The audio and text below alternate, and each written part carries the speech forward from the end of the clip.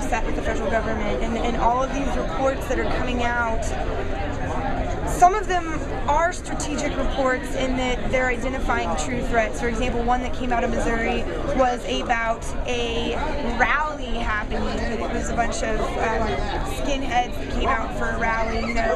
But the strategic report was basically talking about things that had allowed violence to break out in the past. The rest of those reports were not about specific events, specific situations. They were about a political ideology.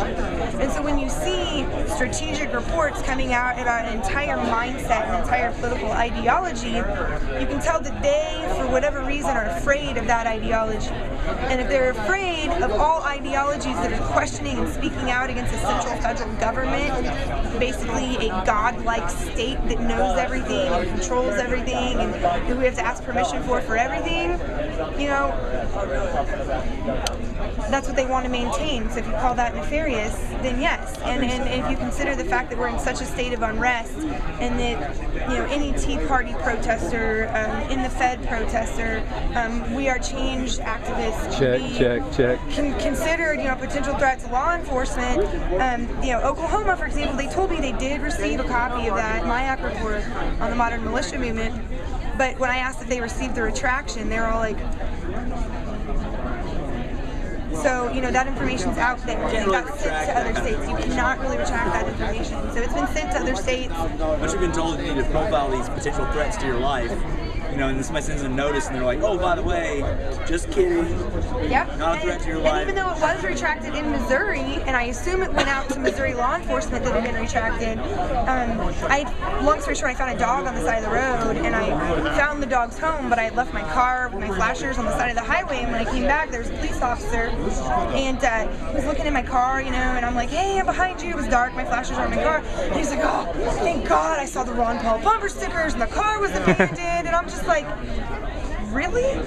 So that really does get into the psyche of law enforcement. A bomb of liberty. It's bad. Of truth. I think people are waking up, and I think we will, and I think they're going to be defeated personally. They will. Their little police takeaway is not going to work. It's not, People don't rise because above thankfully the internet has brought people together in a way that, you know, nothing else has before, ever. You know, you want to talk about the Oracle, like we're talking about Matrix or something, you want to talk about the Oracle, you've got the internet, you know, Google, you want the answer to anything, you want the answer to life, you go to Google, right? You search right there, but that's also brought us solutions to all of our problems. That's communication and networking and getting to know each other and working together across state lines.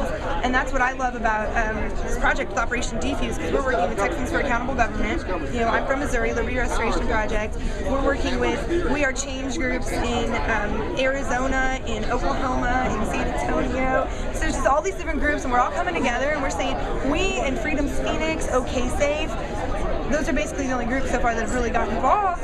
But we're coming together from different states, and we're saying we see a big problem, and we all want to fight it, but we're going to fight it in our own states, in our own manner, because decentralization, that's what we really is power, you know?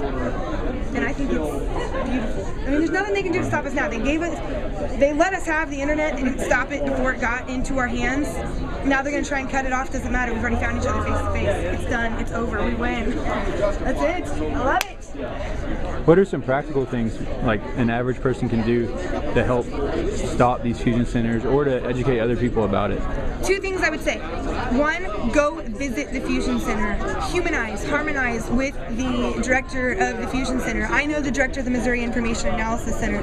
If an order comes down saying all those crazy Ron Paul people need to be rounded up, he's going to say, you know, I've met Catherine, and she's not a bad girl, and she's not out to get me, why should I go get her? You know, John Bush knows the director of the Austin Regional Intelligence Center, and, you know, the director's even met John's mom, you know, so that gives you some protection. It also helps wake them up a little bit, and it will help protect the rest of your community. But file an open records request. Find out who your Fusion Center is sharing information with, where they're sharing it, what type of information, if they're writing strategic reports, if they are, where those reports are going.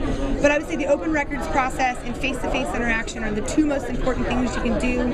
If you visit OperationDefuse.com, you can get hooked up with people all over the country who are concerned with fusion centers, and there's some really innovative things happening in all the different areas, so that'd be a good place to go to brainstorm and to get to know some people. Do you fear any reprisal for being so open about this?